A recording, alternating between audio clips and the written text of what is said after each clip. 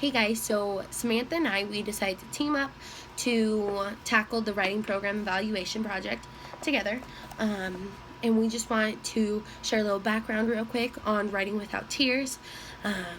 Our program was developed in 1977 by a mom who was an occupational therapist.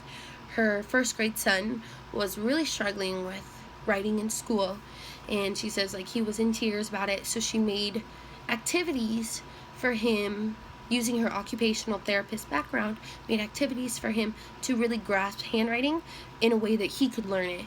And the teacher just saw huge improvements and wanted to know more about it. So she started using her activities within the classroom, and it just stuck since then.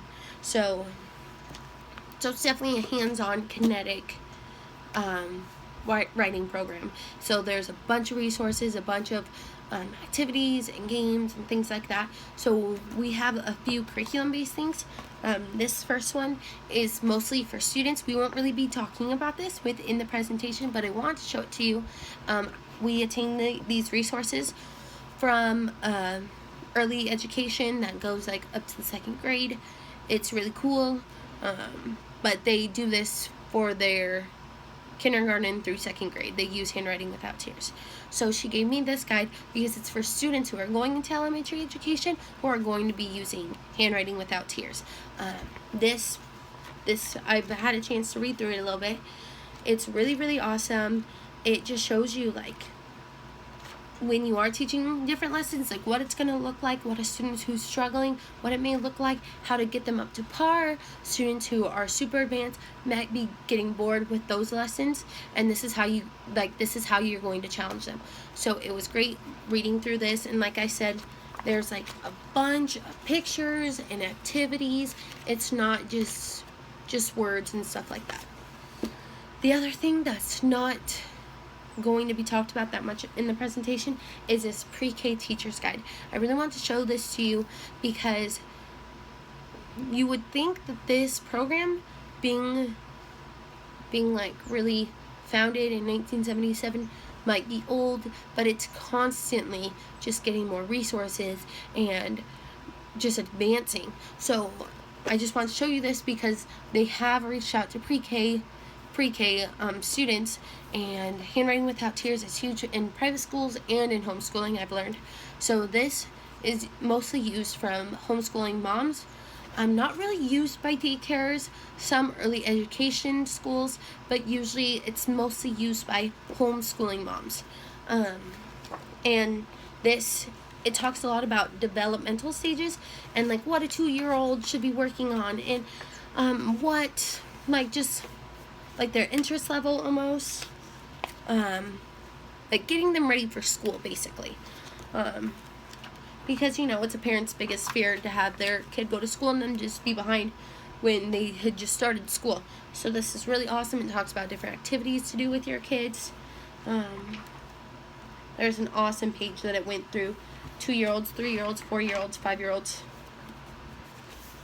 This is an awesome page, and it gives bullets on what your child should be looking like at that age and things like that. So these other resources. These are the resources that me and Samantha are going to be talking about heavily within our project. This is the teacher guide. We wanted to make this video just to show you the width of it and just how heavy it is. Like I said, this is a really awesome teacher resource because it helps you plan the lesson plans. It helps you make adjustments to lesson plans depending on what kind of students you have in your class, and it really helps with identifying if students are getting behind and just how to get those students back up to par, which I think is really different with writing programs because it kind of says what you should expect from your students, but writing programs don't usually say, hey, and if a student who's really, really behind, this is how you're going to get them back up, and if that doesn't work, this is how you're going to get them back up. So it's awesome, hands-on, no child left behind. It's really cool, this teacher guide is. And then the last thing I want to show you is the workbook that is given to students. This workbook, it's awesome. Since this is kindergarten, it is pretty elementary. It talks about, let me show you. It goes through the letters. Here's a picture. This is actually an activity that they give within the program. It's called Map Band. We had a chance to actually play with it when we went to the school, so it was a lot of fun. Really resourceful for students, hands-on. They got to make these letters, and it was really fun for them. And it just associates them with a picture, which we all know is super resourceful for children, just their sight words and sight letters. And this is something else I wanted to show you with like when it's starting to get to the end of the year, they usually like to do the rhyming and like even like writing out some stories, which is huge. They go from writing letters to writing stories. It's pretty big. I've heard great things from the teachers who have used this. And me and Samantha are super excited just to present it to you, and we're super excited that we could get our hands on this type of curriculum, and just so we could even maybe use it when we are teaching in the field too.